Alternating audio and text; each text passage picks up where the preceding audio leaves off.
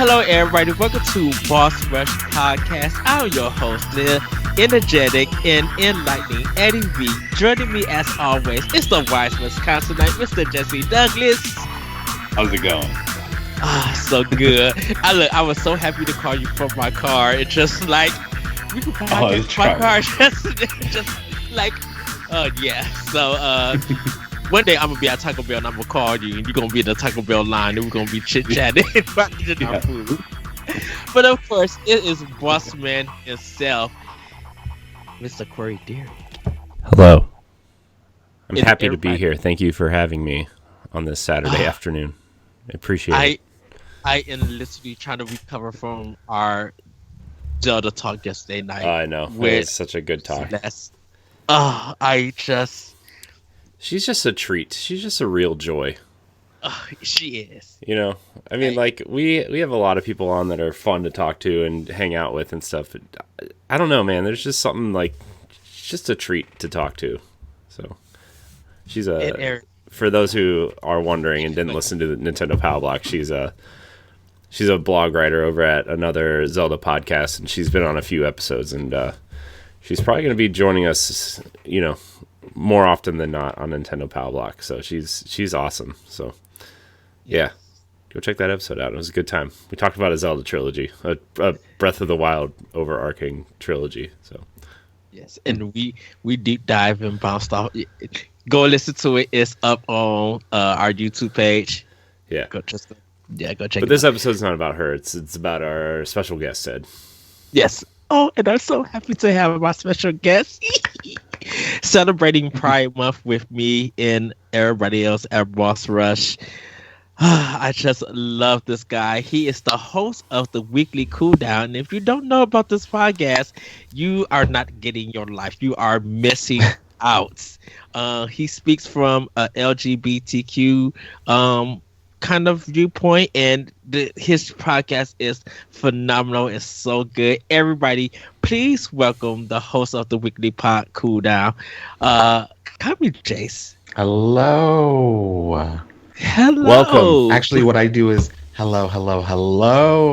Yes, trademark it. Yes. How are you today? I'm doing okay. I took my cat to the vet. That was like a 1-minute ordeal that we had to drive 20 minutes for. It's always a good time.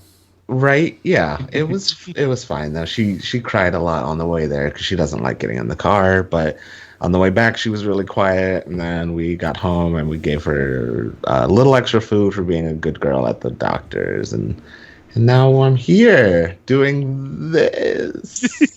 Yes. Yes. And so happy Pride to you, Kamijace. You know, me and you celebrated in different ways and everything. And you know, Corey and Jesse, you guys are like, heteros. Yes, they're heteros. We're yes. breeders. Yeah. Sorry, guys.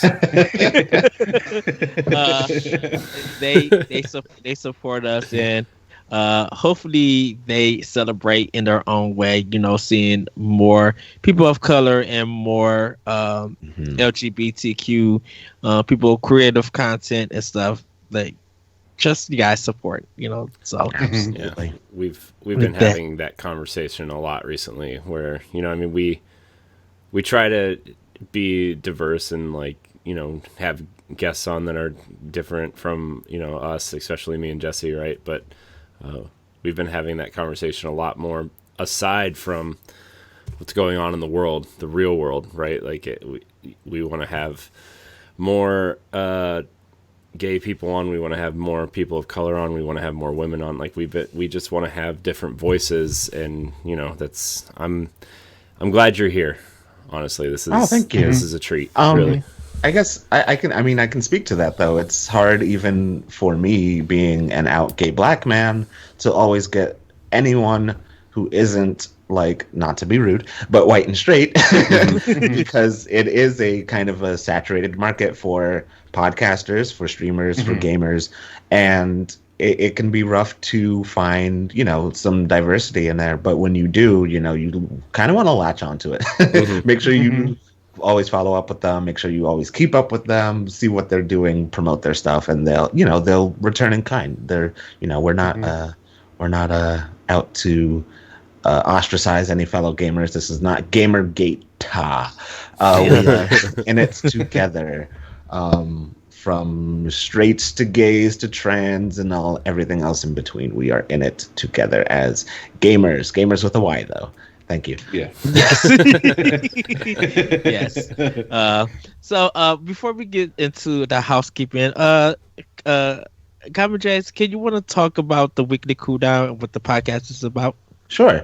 So the tagline is kind of the show where we get to know the gaming news of the week and we get to know our guest. So every week I try to have maybe 1 to 2, sometimes 3 guests on. And what we really want to do is not only get to know the news and kind of break it down so that, even the non-gamiest gamer could get in on it, but also to kind of get to know other people as gamers, not just as people who play games, but rather like what games do they play and through getting to know their opinions about the news, you also get to know them as a person, as a gamer, and, we go into politics, so you get to know their politics a little bit.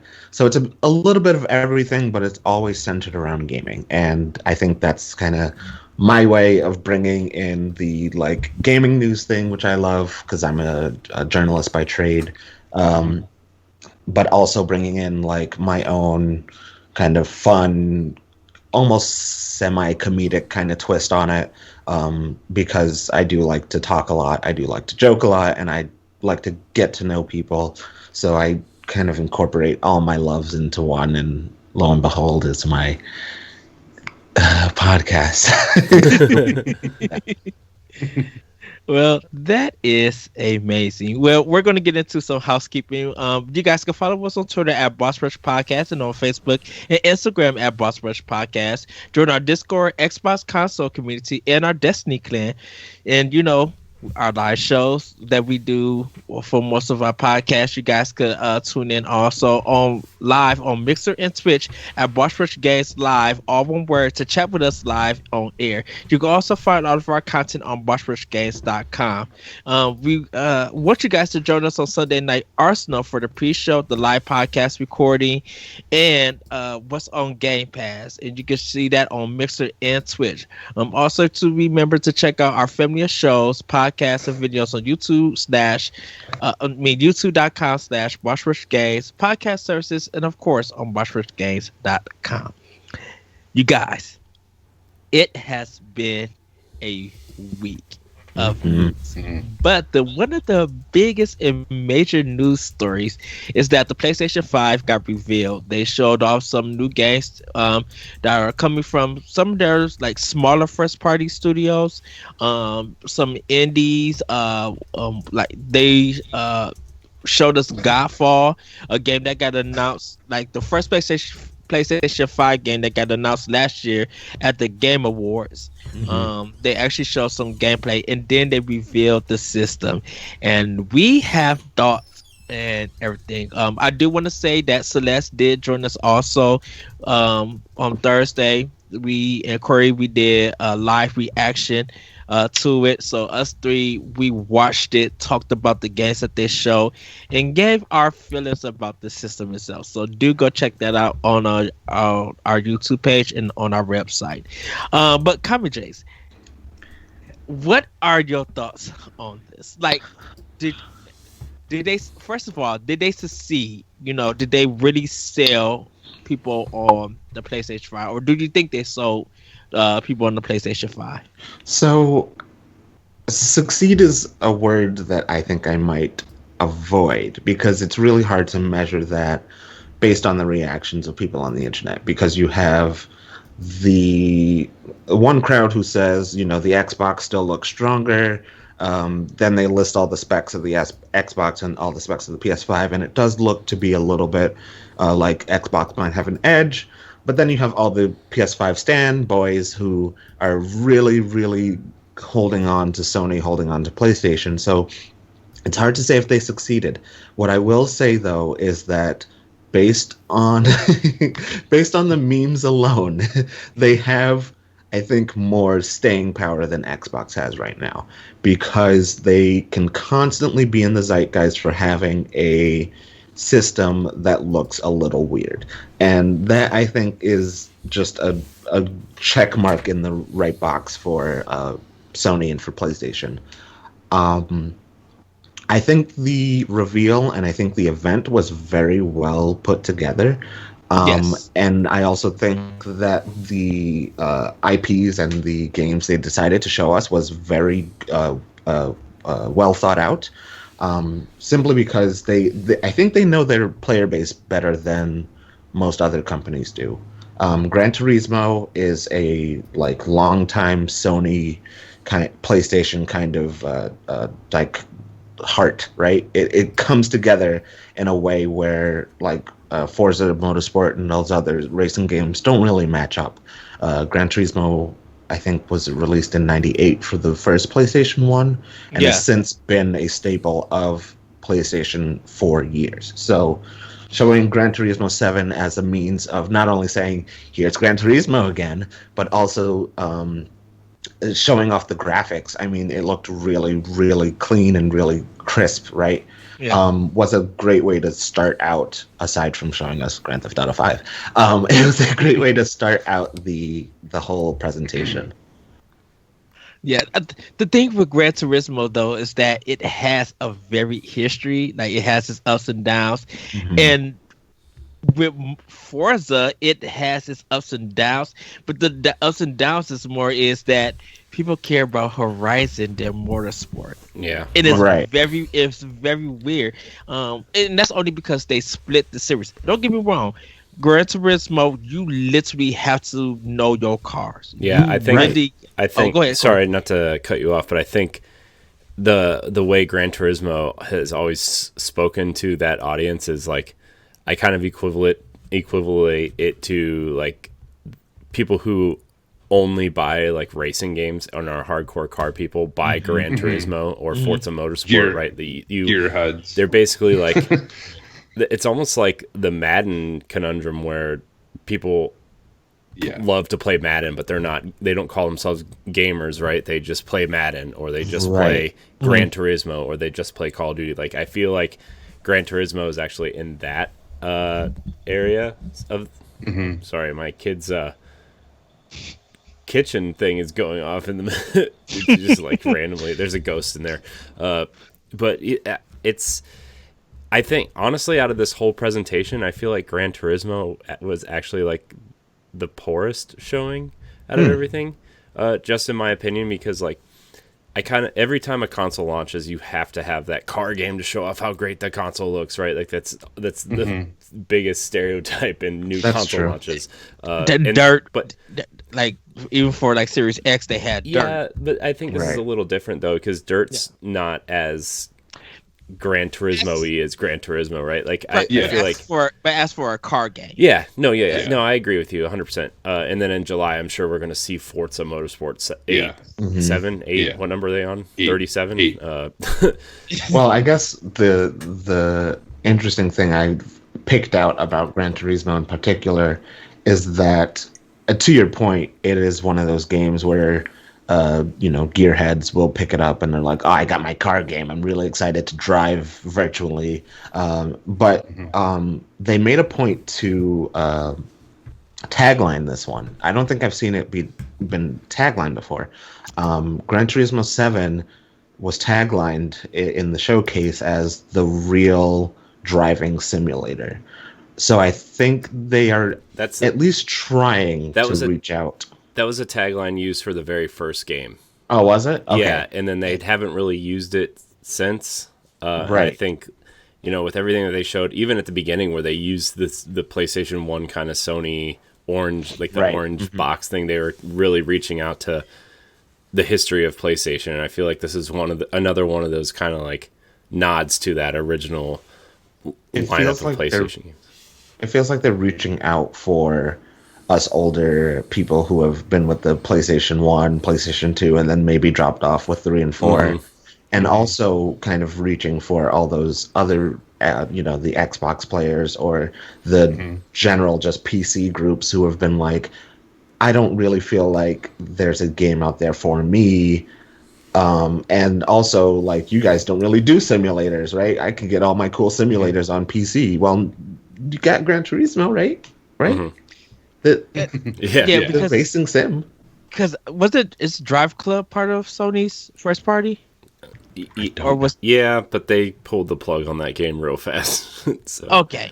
But yeah, I mean, technically, yes, it is part of Sony's first party. It was Evolution did that, and then they kind of closed Evolution, and then they reopened as Evo for someone else, and made that other car game, and just didn't do well for them at all, which I feel bad because MotorStorm was a really cool racing franchise. Oh, I love the second MotorStorm. That one was really good. Yeah, that was the first. I think that was like the first or second game I got with my PlayStation 3 was MotorStorm. I got Resistance in that, I think. So Jesse, so like me and you, we was conversating here and there, but you probably came back and rewatched everything. Do you think it sold? You think the PlayStation 5 sold a lot of people? Like, what are your thoughts on it? Yeah, like people who know me, know that I have not been in the PlayStation consoles for the last 2 generations.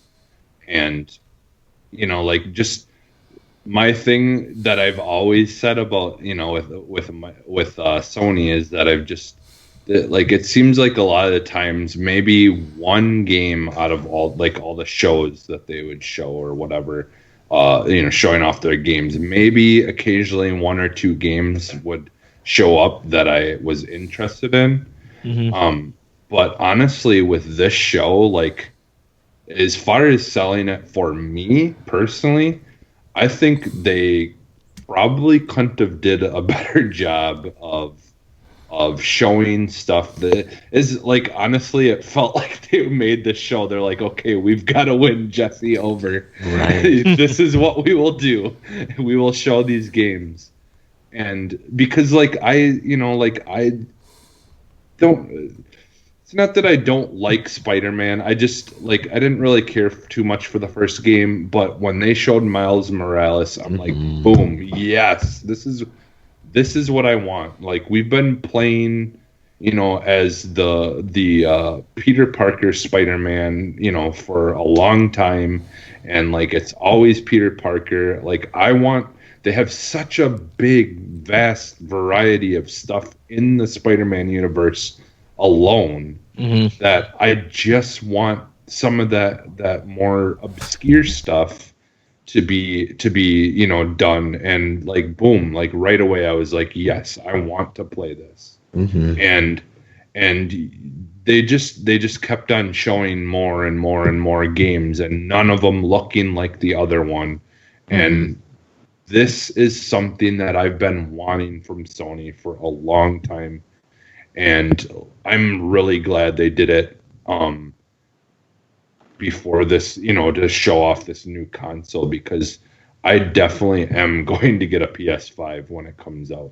Now there's still some things that I really want to know more about, as far as a little bit more in depth about the backwards compatibility and things like that. And there's still some things that they need to speak about that we really don't have a lot of information about. But as far as going into the next generation and showing us games that we will have, I think they did an excellent job of selling the console. Because we got some big games like Horizon Zero Dawn 2 and Spider-Man stuff alone. Those 2 games alone are console sellers. And then they had a lot of great games from other studios outside, like the Project Athia, like I thought that game looked phenomenal. They threw some like new stuff in there too that really no one would have expected or even thought about. Like they had that one really interesting, almost like Fortnite style kind of like destruction derby game. Destruction All Star. Yeah, That like looked really good. yeah, it like I at first when I seen it, I didn't know what to think I about literally it. thought it was Twisted Metal. I Direction. Yeah, I didn't, only because like Twisted Metal is so dark. I don't think it would play as well doing it like that. Because that's more for the hardcore. Right. Like I think it was the vibe of it. There was something Yeah. about I think the car battles and not so much the people that was like jumping out and running. It was just like this feels very Twisted Metal. And so I thought it felt like they're going in a new direction with Twisted Metal. Yeah. No, do we know who made that? Like I don't remember what company. Is it the people who made Twisted Metal? They didn't announce. I think the studio was called Lucid. Yeah. Okay. Yeah. So that's what I thought it was. I thought it was going to be like this new take on Twisted Metal, and like a 21st century style, like almost millennial or Gen Z version of Twisted Metal. And I half expected to see some sort of like hipster Sweet Tooth pop out in a really cool looking ice cream truck. Honestly, like I really thought that that's what this was going to be, and it was almost taking a, not to compare everything to Microsoft's games, but like a Bleeding Edge approach where you just have all these different characters that are so different and unique, but all kind of fit in this thing. And I was like, I know Twisted Metal fans would be really mad at this, but I think this would be a cool twist, no pun intended, on Twisted Metal. Like I think adding new characters and maybe sprinkling in some new takes on old characters would be really cool, but that didn't go that way.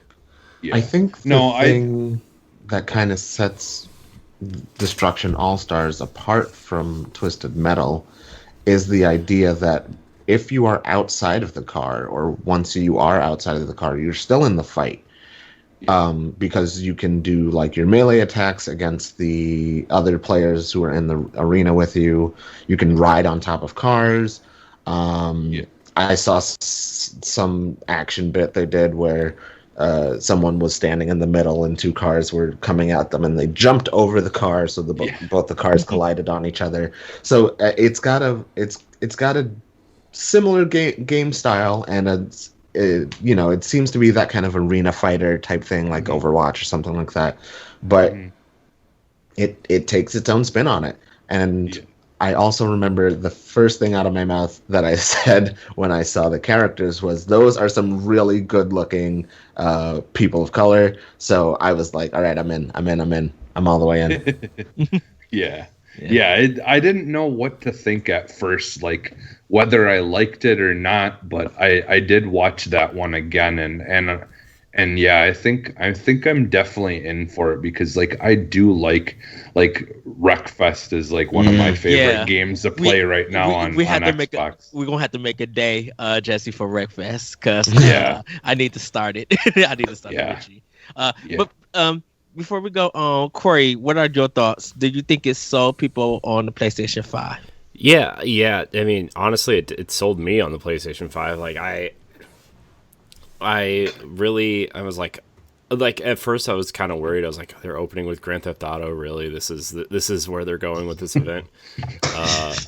And then they showed kind of like a highlight reel of PlayStation 4 stuff, and I was like, is this their way of saying that it's backwards compatible with some games? Like, I don't really understand where they're going with it. But after that opening thing and Jim Ryan stopped talking, which I could care less about when he speaks, honestly. He's just kind of like this, I don't know. He's kind of boring, to be 100% honest. But when they showed that Miles Morales trailer, I've watched that trailer 10 times by now, and I was one of those people who played Spider-Man and was like, yeah, this is fun. I don't know why people think this is like the greatest game of all time or anything, but it's fun, right? Like, I like swinging around. But I mean, even as someone who doesn't read a lot of comic books or anything, I've heard Peter Parker's story 1,000 times, like Jesse said, and I'm like, I'm ready. We know the story beats. I'm like, I know who Miles Morales is, but I don't know him like we know Peter Parker, right? And this is just so much cool. Plus, like, the music in the trailer was like really, like, I was like, I like, just unconsciously I felt my head just start bobbing to the music. I was like, oh, this is cool. This is so cool. And like when you see him walking down the street and like he like kind of puts his hood up on his shoulder walking down the street, I was like, this game's got a vibe to it that I just want to be in this world and play this again. And it actually like made me go back to Spider-Man PS4 and kind of play around with it again, because I'm like, I kind of want to finish this so I'm kind of caught up when Miles Morales comes out. You know, and right. I know there's going to be a PS5 version of Spider-Man, and hopefully they do the smart delivery thing where if you already own it, they kind of just give it to you. But I was really feeling the Miles Morales thing. And then from there, the pacing, I thought after, like, starting with the Miles Morales trailer, I thought the pacing was almost perfect to a T.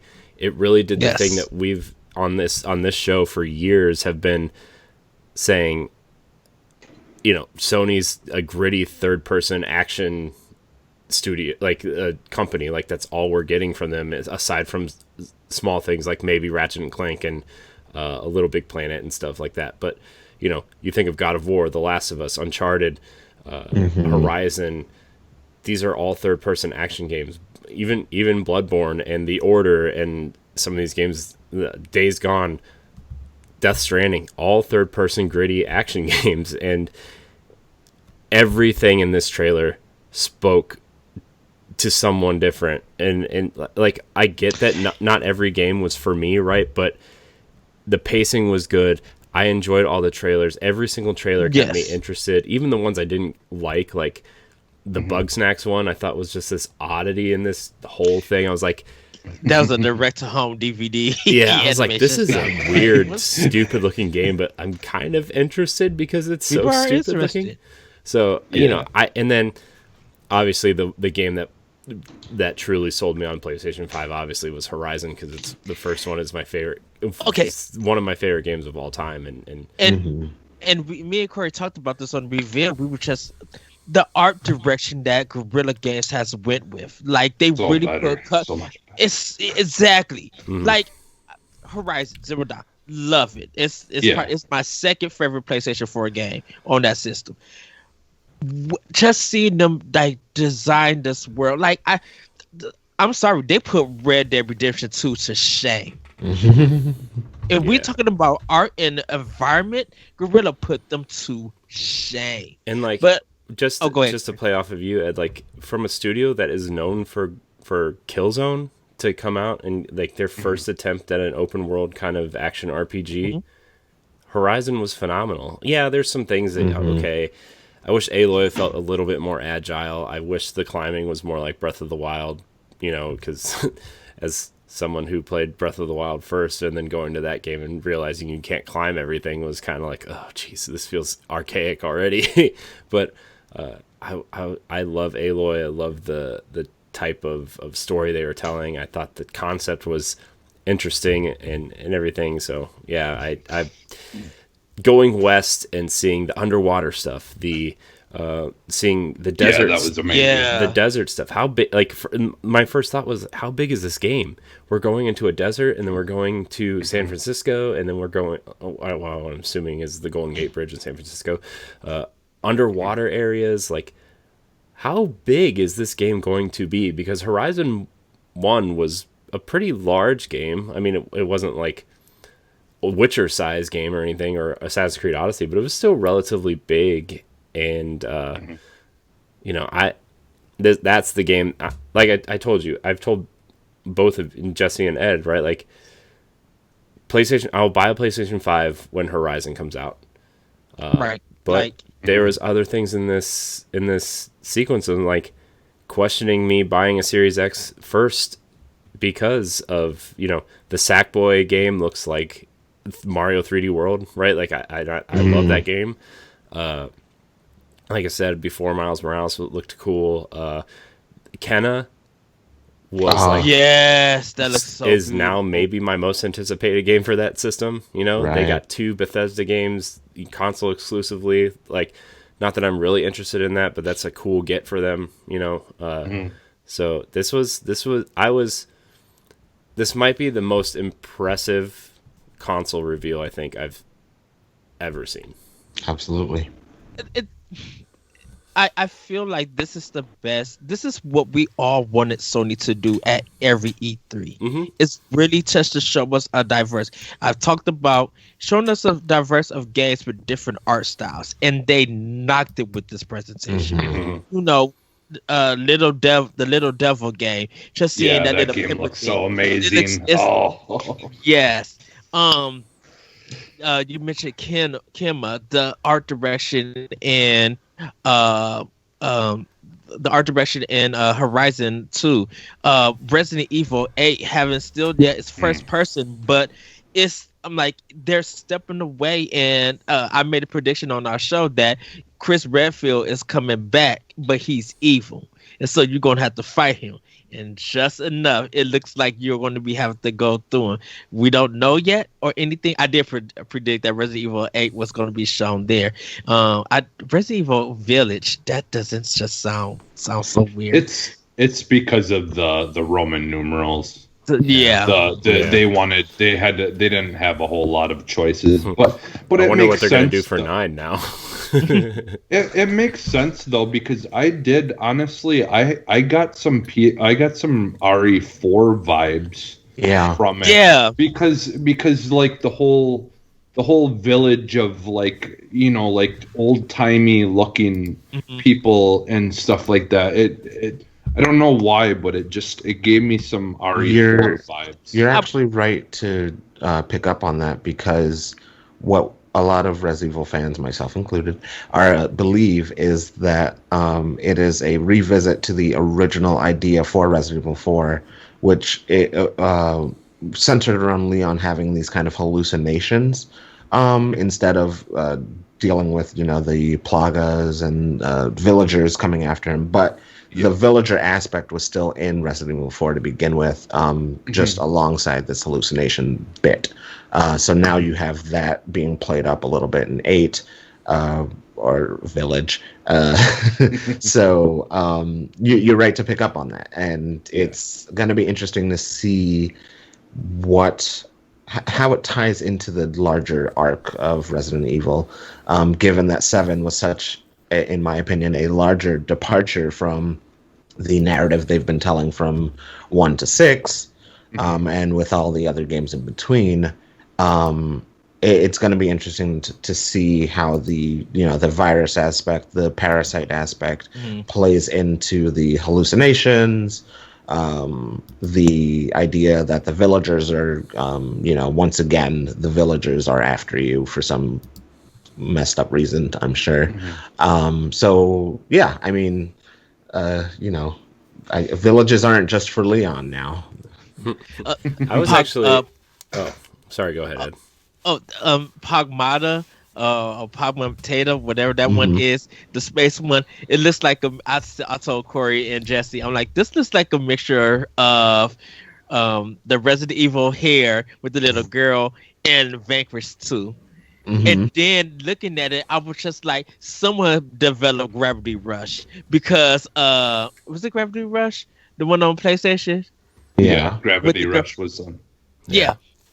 When they were falling in the air, it had that feel when they touched and she flew back to it in the eye. I'm like, this is Gravity Rush or something.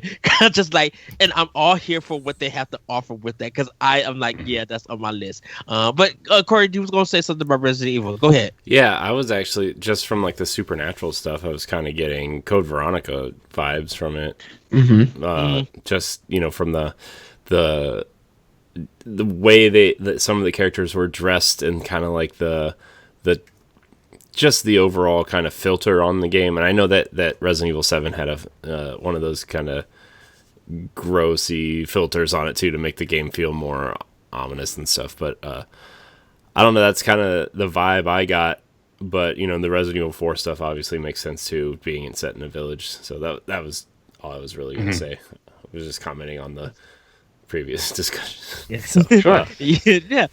And I think I think this is why, and I think I mentioned that what Microsoft with the first presentation that Microsoft showed with the third-party games, that it was missing what Sony had to offer. But we still love the console look of Series X, and it's the vice versa with this, where the games looks phenomenal, but the console looks like a wireless router. It looks It looks strange. It looks strange, and I understand what they were trying to go for, but I was telling Corey, I was just like, if they took the white part out and had that just design with the blue coming out, if when you turn the power on, they have the controller symbols on it and it light up through there. And you could just probably have like a blue kind or white kind of disc drop. And even if they wanted to make that part white with the blue coming out, that would have still look cool.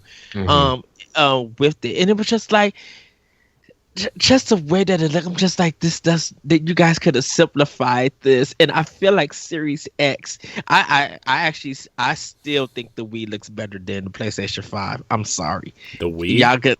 Yes, the literal Wii, the one in white. When they first showed it, I didn't think the Wii looked ugly. People not like the Wii when it came out. People don't like anything. Well, that's fair. I stand corrected. When it comes to having a white console, I think that sleek design of when they first showed the Wii was very impressive, and I still think to this very day, you can have great games and everything, but sometimes, yes, you are going for a really different modern thing, and you got to think about all the components that have to fit into a console. But I was just like, white, just that out thing, because everybody started putting the Yu-Gi-Oh! Kamiya. I was gonna say, I'm not sure what the popped collar is on the PlayStation 5, but. Yeah, and then people were just joking around, saying, putting pieces of paper around their router, and said it like, my brother got the PlayStation 5 and stuff. And it was just like, now I will say someone did go far with the Xbox Series X. They put the Twin Towers, with this they had the Series X Twin Towers, and fire coming out of it and stuff. And I was just like, okay, that's a little bit too far. I'm like, I understand you're trying to be, as a joke, and you might not think it's disrespectful, but I'm like, a lot of people lost their lives to that. So let's not move this one around. You have every right to create it. I can't say nothing else about that. But I think with this next gen, or with this current generation coming not to a close yet, but kind of evolving, because some people still feel like there are great games that they're going to come up with some amazing graphics. And Series X and PlayStation 5 is going to continue that with some enhancements. I think I am getting PlayStation 5, no doubt. I feel like Series X though has an advantage over PlayStation 5. We'll see how each launch games are going to come out. And also shout out to Sony for actually having games ready to go up to 22. So that's really good. And when we see what Microsoft has to offer, everybody get your coins up. Get ready for what Nintendo's going to be, what Nintendo's going to have, what Sony's going to have, what Microsoft's going to have, even with PC with their graphics cards and stuff. And people are, if the PC stuff is ready to go, we'll see how Cyberpunk 2077 does in the future. Like I think this fall and winter, I think we all have an idea of what gaming is going to be.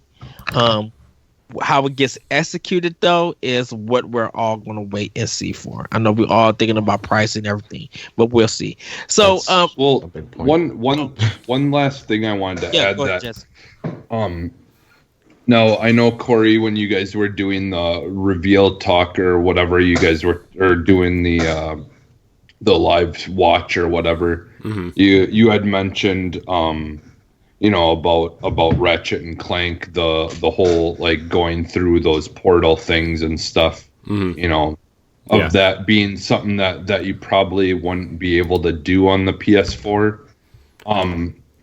That's the thing is I do definitely want Sony to be held to their word about that kind of stuff, about the claiming that all these games that they're going to make for this PS5 won't be able to be wouldn't have been able to be played on the PS4. You know, because we're in a really rough time when it comes to money, and you know, to force people to just write out without any, you know, time period to kind of let people ease into it, just force people to have to right away buy a new console. You better be delivering on that claim. And I want proof of it, because it's, you know, it's a bad time to be a like, you have to buy this. Well, and this is for any console, really. When you're going to market stuff for it, you're going to be held accountable for it. And that's why I talk about Series X. I'm like, give me that 4K 60. Don't make me choose, because it shouldn't come out after the fact that you say that, and then when it's released, I have to choose. You said nothing about the choosing part during your marketing. Everybody has seen that with Stadia. You all promised this stuff, and out of the gate, it's not there. So if we're going to hold Sony to it, I hold Nintendo to everything they say. I hold Microsoft and Sony to everything that they say. If you're going to market this stuff, you better deliver. Now, if you can't deliver at the time when you're marketing out, we will all forgive you if you mention something that is something that we're planning to roll out. Just be just be open and honest about it, right? Like, I think transparent. Just be transparent about it. Like, I think that's something that Microsoft has been very good at, you know, in the last few years. Nintendo maybe not so much, although they don't really have anything that they're like, you got to get this. I think the biggest thing for Nintendo is the Joy-Con issues, right? Like, that's and they kind of refuse to acknowledge it. But I think everything that Sony delivered or showed today or this week was something that I think they were true to their word on most of it. You know, I think that the only one is like the Miles Morales stuff, which I think Insomniac came out and kind of clarified on Twitter that it is going to be a kind of Lost Legacy PS5 style game in the Spider-Man universe, kind of expanding on what Spider-Man PS4 did, right? And there will be an enhanced PlayStation 5 version of Spider-Man PS4.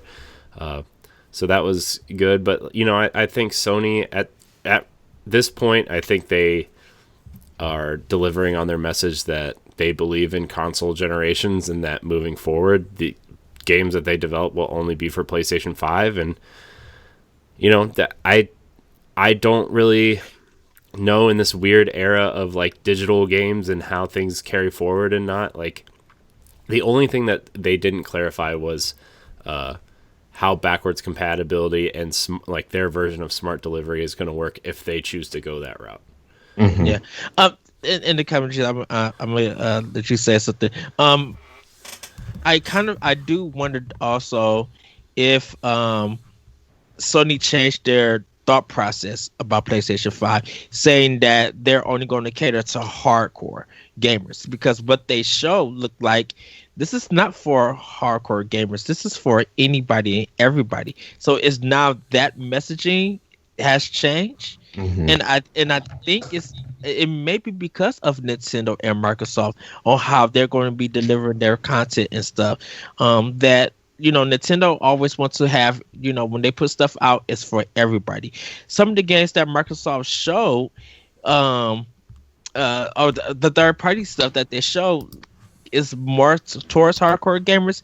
But then you think of Grounded, you think of Forza, you think of Battletoads, and you think of some of the ID at Xbox, but like even some of the first party stuff that Microsoft is doing, if they could, I think wasn't they supposed to be doing a skate game? Was that I think it was Sessions. It wasn't Skate. I think it was called Sessions, right? Yeah, Session.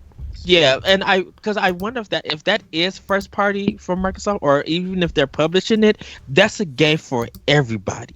And if Microsoft definitely, when they show their presentation in July, if they could knock it out that their first party is so diverse that it's for everybody, it's now going to be in the hands of.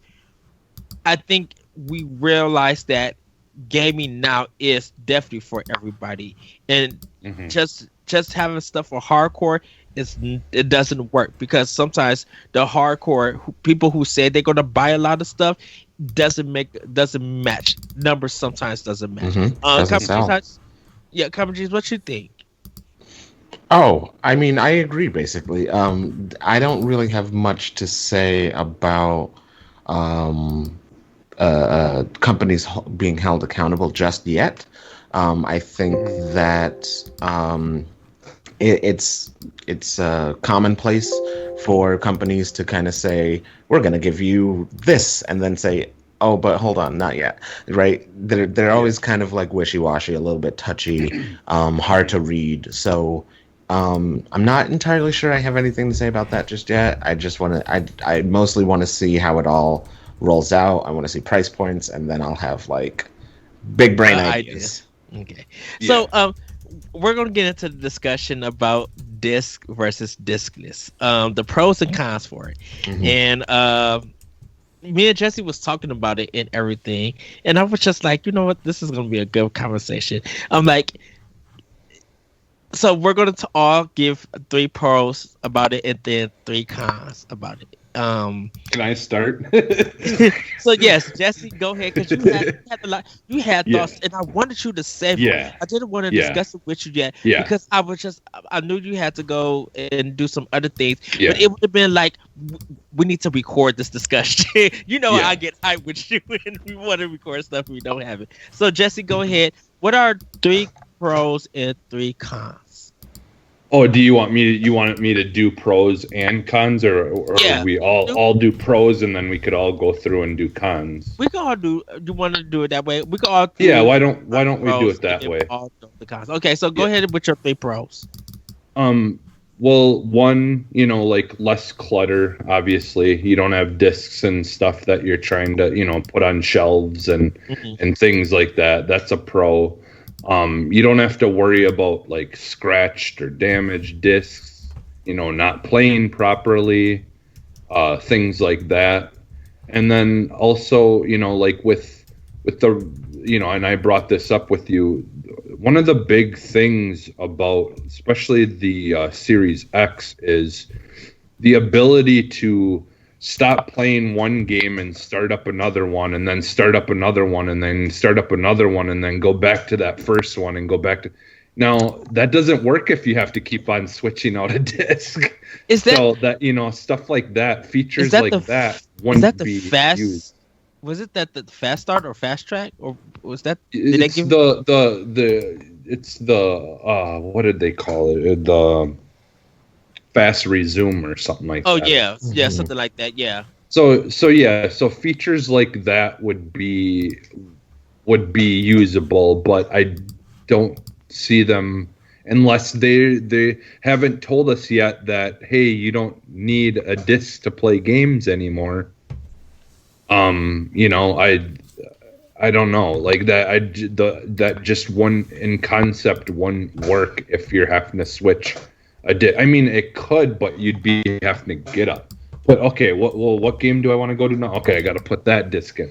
So like, those kind of features and things like that are gonna be much more usable and give you that kind of experience that you just won't be able to use if you had to keep on putting a disc in. Or you could, but it would just be very tedious and kind of completely go against the whole purpose of what those features are for. Oh, So. so everybody, this is breaking news. Persona 4 Golden is out on Steam now for $19.99. Oh, Yeah. So they, I think Alice just announced it. So that's breaking Boss Rush news. I saw the somebody tweet out, like, retweeting that and said, "Did Atlas just forget that the Switch existed?" right. Yeah. So, Is that all for your pros? Yeah. Jesse? Yep. Corey, what are your pros? This versus this, or you could. I mean, it's for me, like, the convenience of not having to get up to switch games is I mean, honestly, the convenience of being lazy when I want to switch games is very nice. I mean, it's the Netflix effect. Netflix has ruined everybody for that kind of stuff, but I do kind of find myself in that middle ground of being like, yeah, digital is super convenient and stuff, but Ed,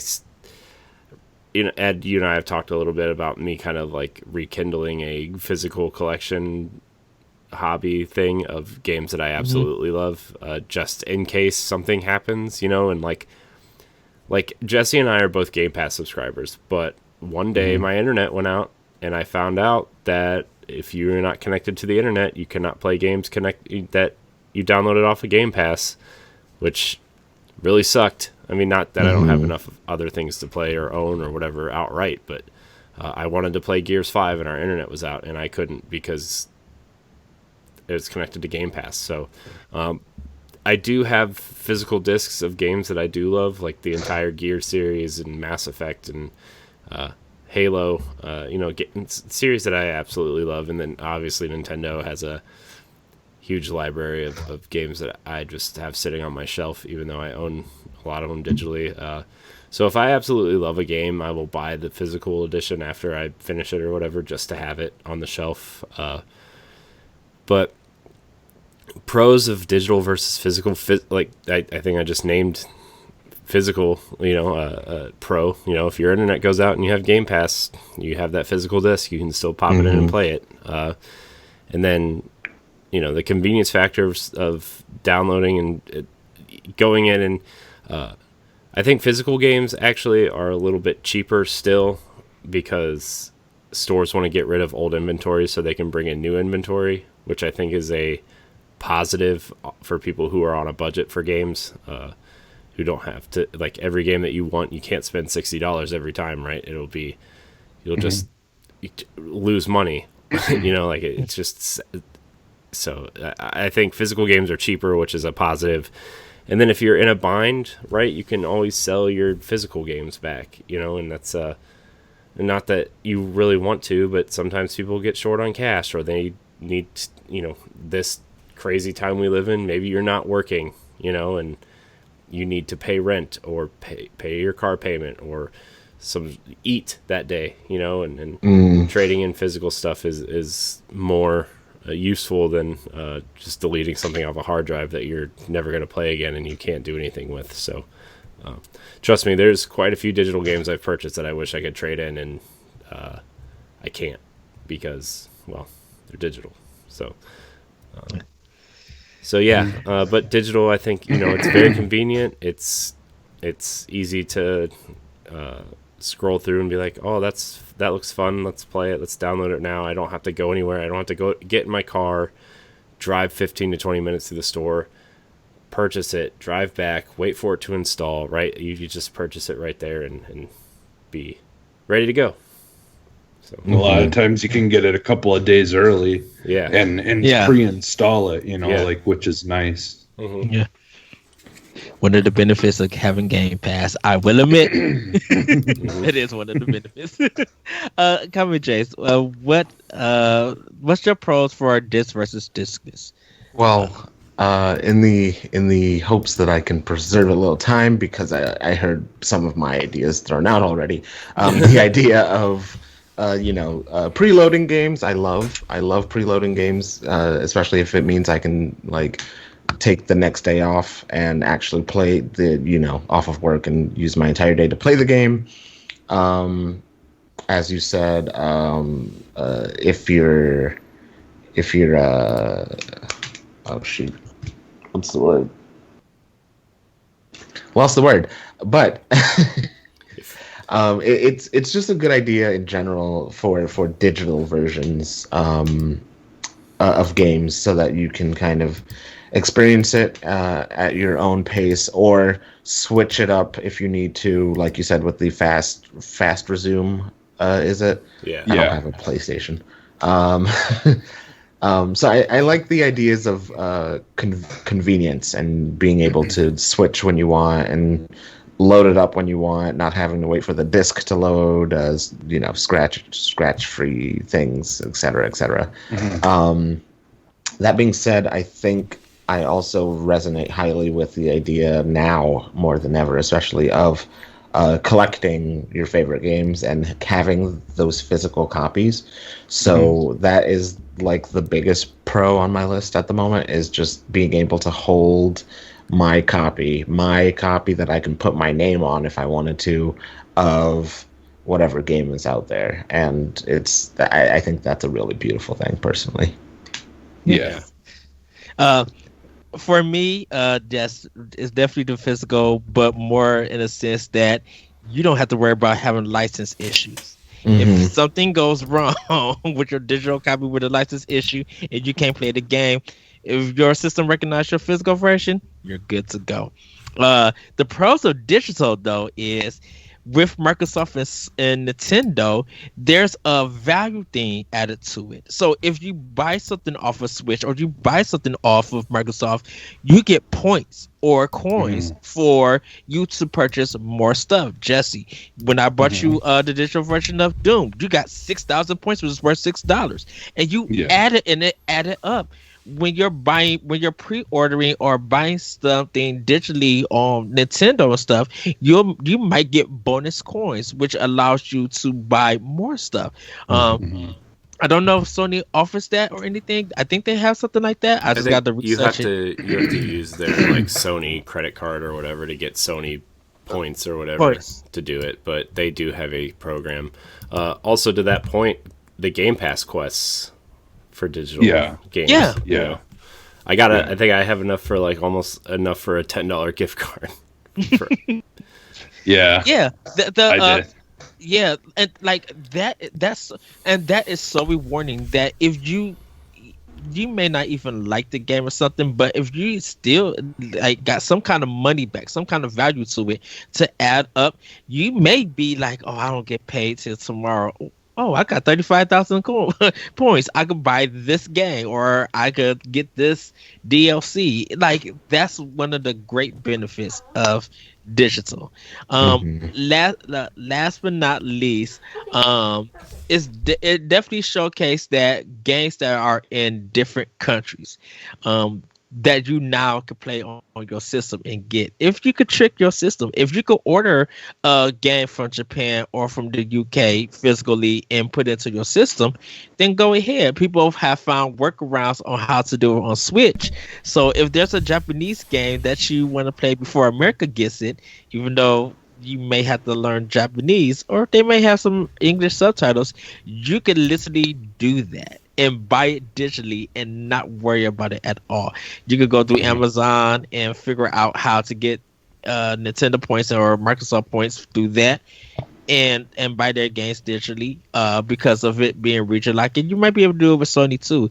But it's good now that with digital and systems being region-free, you could get games early in that native language and stuff, or you could get that collector's edition that they're selling in that country. No one's buying Metroid Samus Returns in UK. Send it to America. Find someone who could get that physical copy. Y'all work out the money stuff, and bam, here in America, you got that physical collector's edition that America didn't get. Trust me, I wish I had it. Trust me, I wish I had it. But yeah, that's kind of some of our pros. Now let's get into the cons. And Jesse, I'm gonna start with you again. What are the cons? So I did this a little differently in my mind. I'm going to give pros of of the disc one. Like I did where I was doing pros of discless and then pros of disc, like which, and because that means that whatever is a pro for one is a con for the other.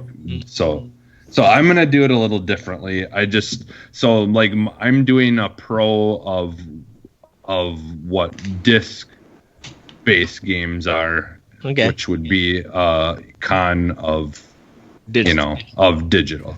So with my pros for the disc, for physical is like, kind of like you guys said, having the actual product there that you can play without an internet connection, all that kind of stuff is definitely something that you lose from the digital version. The other thing is like, though I feel like it's not a substantial amount more, but like when you do buy it on disc, there is a little bit of space that you're going to be saving on your hard drive.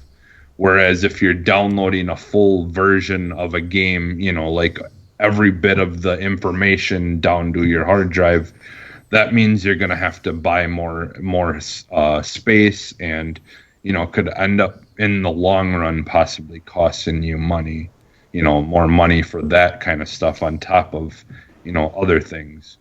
And then my other pro is, and you guys kind of said this for discs, is just like you can go and buy a game used, and like 3 years or whatever from the time it was released, and you can get it for like next to nothing a lot of the time. Mm-hmm. So like if there's games that you miss out and you're like, yeah, I don't really, I mean, they're getting better at doing like sales and stuff on a lot of the consoles, or on all the consoles, but still it's like you can go buy a used version of a game and it's always going to be cheaper versus having to wait for a sale, on the digital version. So just being able to have it cheaper, a cheaper option, when you go physical is definitely a plus for that. So yeah, so that's pretty much it for mine. All right, Corey, what is your con for the disc versus disc? I mean, like I said before, if you're doing some digital stuff that requires you to be online, like I couldn't play Destiny, I couldn't play The Division, I couldn't play anything on Game Pass, just because of the way digital stuff works, right? I mean, I know Destiny and The Division are actually really bad examples because you still need to be connected to the internet to play those games regardless. But, I think that's one fault. Also, if a game goes offline, if they decide to stop servers for certain things, and like that's just you can't play that game anymore, or you can't do certain modes in that game anymore. Like we see all these stories all the time of multiplayer servers being turned off for games, and that kind of sucks. It's kind of sad, and that's just one of the things that digital things are going, right? It's if they don't support the game anymore, you just can't play it, right? One day I won't be able to play Destiny anymore, and that's sad. Not that I'll be playing Destiny in 20 years, but maybe I will be. I don't know if there's Destiny 4 by then or whatever, but it's some of that is really sad to see some of that content go away, and so that's probably a pretty big negative. Digital is also download speeds and patches and everything, like that's all kind of, you got it. If you have the disc and you bought the disc and you can't get a patch, you can still install it off the disc and play it, right? That's a big thing, as opposed to digital. You have to wait for it to download, and if you can't connect to the internet, you can't download the latest patches, and the game won't run correctly or anything. So that's a big negative too, I think. And then But I mean, just opposed to that, like discs and stuff. I have a kid, you know, like if she gets a hold of it and chucks a disc across the room, there's a big scratch in it. Can't play it anymore, you know. So that's another reason why I think it's inevitable. Yeah, it will happen. Also, I feel like many she's the discs one in my house that are wrecked. I think she's going to be the one kid that thinks Switch cartridges taste delicious. So. Well, Kamijace, what you think is the con for disc versus discless? I think the really big con for discless is much like any one game kind of stops having servers.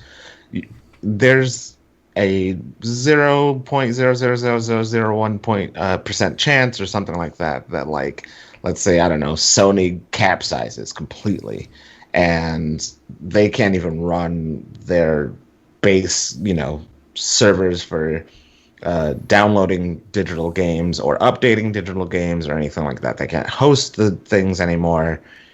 There's a possibility that those games aren't yours anymore. And I've heard people say this constantly, and I thought it was bogus. But, I mean, there's a little doubt in there, right? A little seed of doubt that at some point in the future, that game's not yours. And Sony's like, sorry, we got to take it all back, close up shop, blah, blah, blah. If you have the actual physical disc, that's yours. You bought that, you have it, it's there. You can still put it into the PlayStation and play it. Whereas if something happens to the digital version, it's gone forever. And, maybe you get a refund. Maybe you don't because it's been, 3 to 4 years and you still have just the digital version and that they decide to get rid of it. So that's the one always kind of scary thing that I think about being a mostly PC game player, because all of our stuff is digital. So at some point, if Steam decides, like, I don't want to be Steam anymore, then, I don't have a 100-game library anymore, So it can be scary. But it's kind of a reality you stick with, especially if it's a cheaper console. I'm a cheap guy. I almost said a bad word. But I'm cheap with sometimes. So if discless is cheaper, which I'm sure it might be, then that might be the console for this guy. Yeah. And I actually have a perfect example of your fear. When I bought Quantum Break for Xbox, it came with Alan Wake and the American Nightmare expansion, and Alan Wake and American Nightmare had lost the music rights at one point. And so I had deleted those games off of my hard drive to make space at one point. But because they lost the rights or the license for the music, those got removed. And then they did recently bring Alan Wake and stuff back on, but I still can't re-download them for free because that was technically a different version of the game, right? So that I had got for free, and so now I was kind of bummed about that. But they added Alan Wake to Game Pass. Yes. So I could at least get it through there, but I'd have to pay for the American Nightmare stuff, right? Which is a bummer, but yeah, that's a perfect example of something like that. Yeah, because I owned the 360 version of Alan Wake, and I think it's everything that the original version was for it. I know definitely one of the big cons is with the disc, there's a chance that you might get your disc stuck in your system, or you try to pull it out, hit the eject button, and it's not ejecting, so you might get stuck with that. Like I mentioned earlier with digital, the Silent Hills demo might happen where you got the demo and they take it off, and you want to have it and everything, but you might cut on your system and the system might update and be like, yep, we're taking Silent Hill off your system. And so now you literally, in order to have that, have to plug that, take it off your system or move it to an external hard drive, and never put that hard drive on your system, even though you need that space for it. And that's also my last thing is the external hard drive. Even though that should be a pro, it depends on who has that system.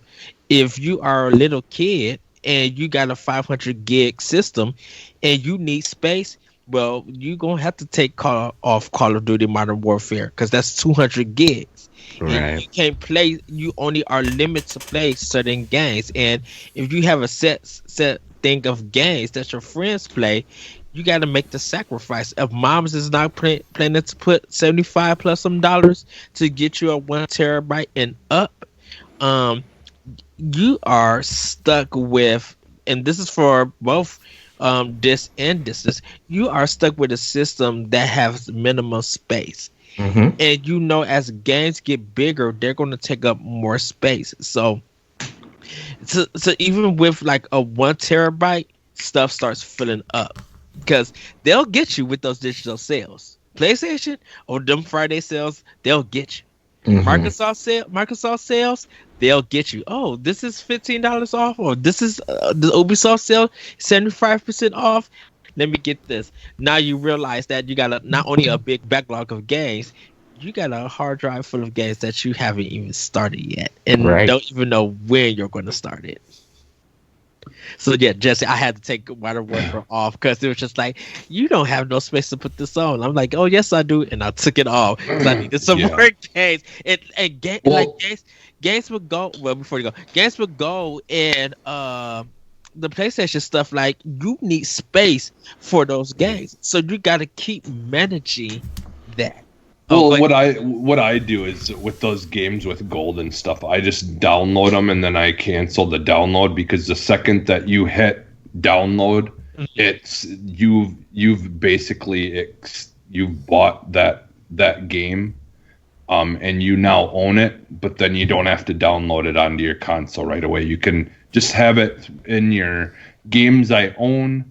Then later, if you want to download it and play it, you can. But yeah, I never download them right away unless it's something that I absolutely know I'm gonna play like that week or very soon after.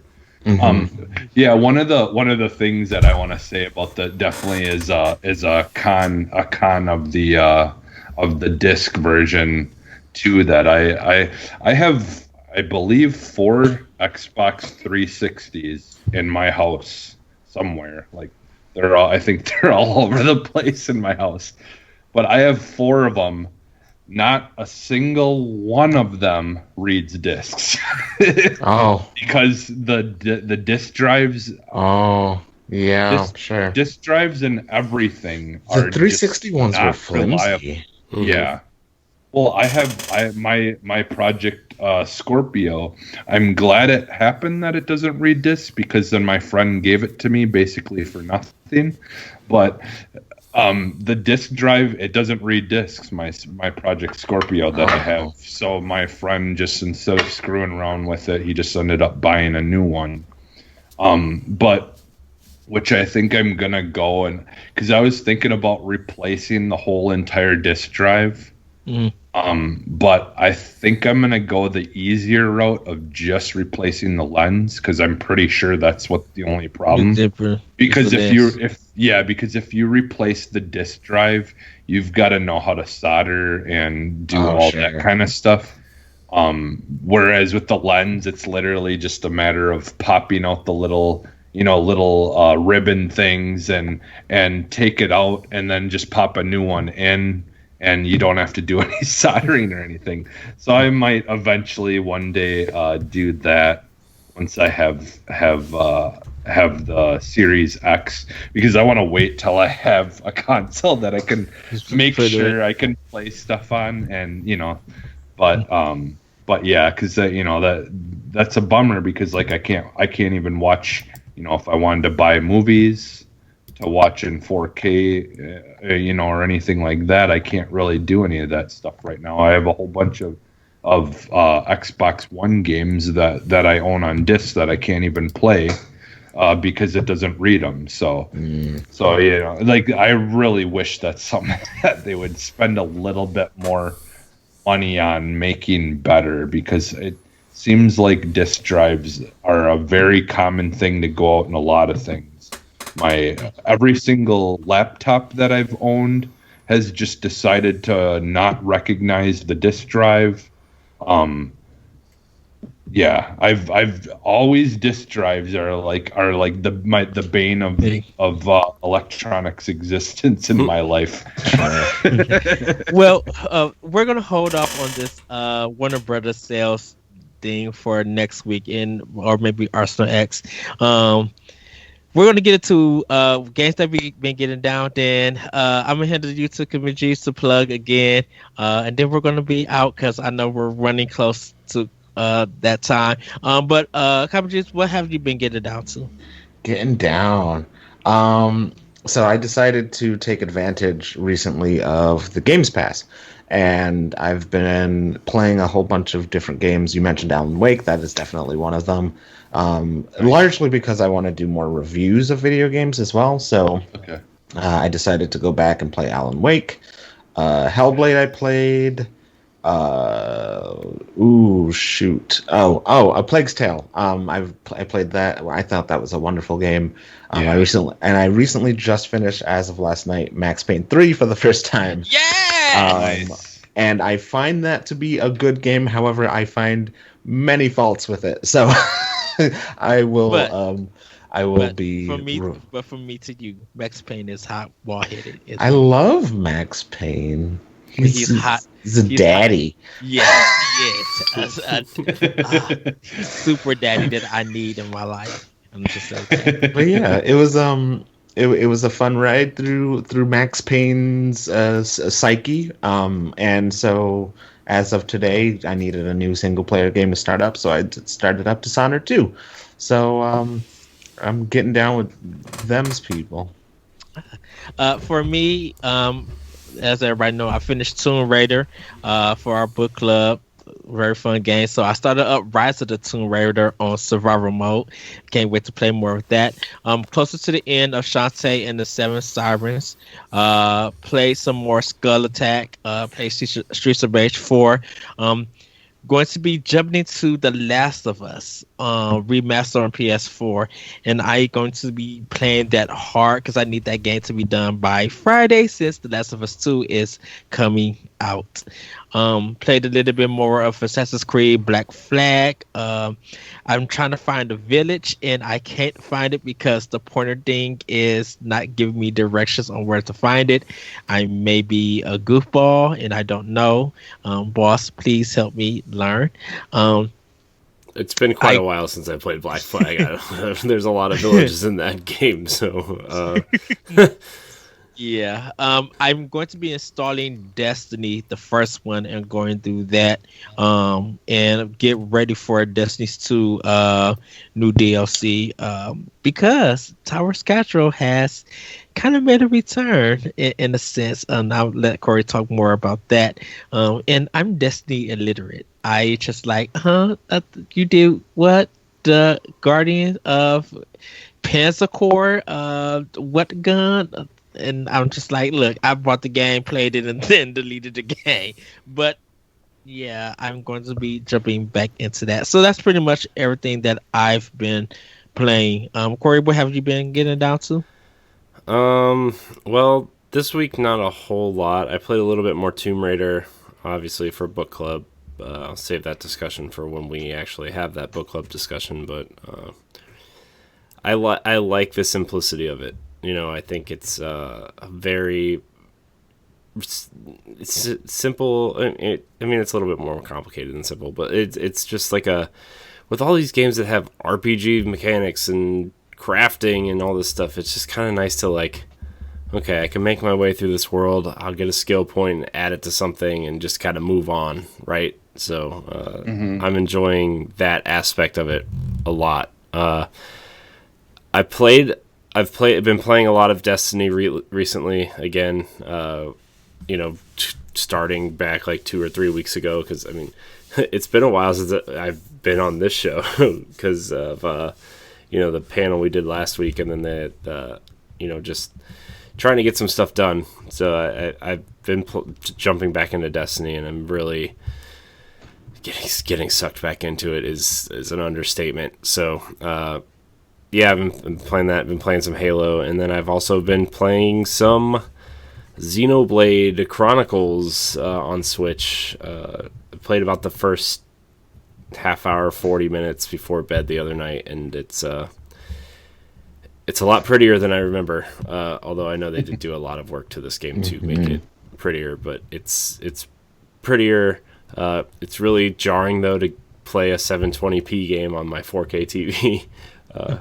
So that is a little bit jarring, but I do understand that it is the Switch. It's not my Xbox One, so I've been playing that, and then also a little bit more of Assassin's Creed Odyssey. So juggling a lot, but really a lot of Destiny. Honestly, I've been playing with friends, reconnecting with friends that I haven't talked to in a while, and it's been fun. I've been diving into like some lore stuff and reading about characters and locations and just kind of what's happening in the world, since I kind of haven't really been keeping up like I used to with what's happening in the story. And I know like the seasonal stuff has added a bunch of things, and now that they're doing kind of live event type stuff, it's more of an investment than it used to be, and that the investment in Destiny was very large in the first place. So really enjoying getting back into that world and seeing what's changed and what's happening, and seeing friends. So that's kind of it though. So. And Jesse, which have you began down to? I've also been going back into Destiny. I've played quite a few times. There's some I've been working on trying to get some weapons and things like that, and then also like I wanted to go back in. Better get them now because they're taking a lot of them out. Yeah. Well, I wanted to go back in just to kind of see some of the newer stuff, and like I played the beginning of this new, the new storyline stuff, because they kind of like right when you load up the game, they force you into playing a first or campaign storyline thing that you have to do right away before you connect. Yeah. Which I really liked, and I'm like, honestly, like, I don't know, Corey, if you're planning on playing tonight at all. Yes, I am. I'm going to stream it tonight, actually. Because I'll play with you, actually. Yeah, because we still need to... I really want to play it. We still need to finish the Shadowkeep campaign for you, because you're a little bit behind me, and then I know my friend Mitch might play with us. Okay. So, yeah. Yeah, so I've been getting sucked back into that too, because like now it kind of feels like I'm going into the game and there's just a lot more to do, because for a while there it was like, other than like just leveling up my character or trying to get certain other kinds of guns, it just kind of was like I finished the story and then it was just like a lot of grinding. But now it's like, not only do I have story, but when I grind, there's just so much more stuff that I could have the potential to unlock, that it's just rewarding now every single time I play it, no matter how long I play it for, right? So it's a perfect time really to be getting back into that, I feel like. Yeah. Like you said, Corey, about the Tomb Raider that we're playing for book club. Yeah. I feel the same way. I've obviously been playing that as well, but it's also the same way I feel about Minecraft Dungeons. Like, that game is just so good. Like, it's It's not too difficult. It's not too overly complicated with things you're trying to, figure out and all that stuff. It's just a good game that you can just pick up, play for a little while, enjoy yourself, and and be done with it for the day. And like it's just a perfect like game to play if you don't you're not sure what you really feel like playing. And so like I've been playing that occasionally. My both of my kids have been playing it. My son Max mostly has been playing it because he just absolutely loves that game. But so yeah, I've been playing that a little bit and still enjoying that. It's a lot of fun. It's just good actiony fun, and you don't have to do too much stressing or thinking, which is nice sometimes. And then the other thing, I haven't gotten a lot further into it, but I really want to once I finish Tomb Raider. I'm almost done with Tomb Raider, but I want to get back to Maneater because that game is just so fun and just goofy. It's a lot of fun. So I can't wait to get back into that more and just see what kind of goofy, chaotic, mess that game has to offer.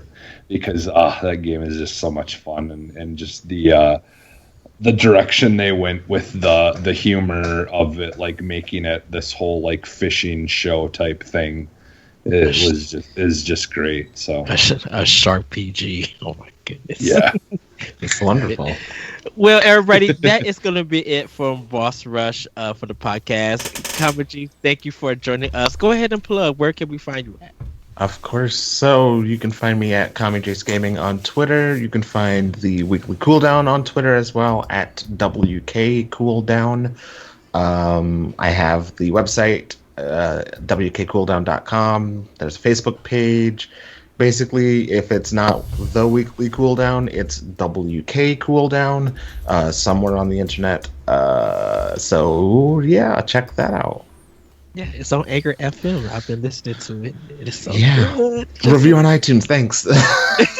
5 stars. Corey, where can we find you? You can find me at I am Corey in HD on Twitter and Instagram, and you can find me at Corey in HD on Twitch and Mixer, and you can also find me on Nintendo Power Black, our Nintendo podcast, and Arsenal X, our Xbox podcast. Yes, Jesse, where can we find you? You can find me almost everywhere as Phantom NXS.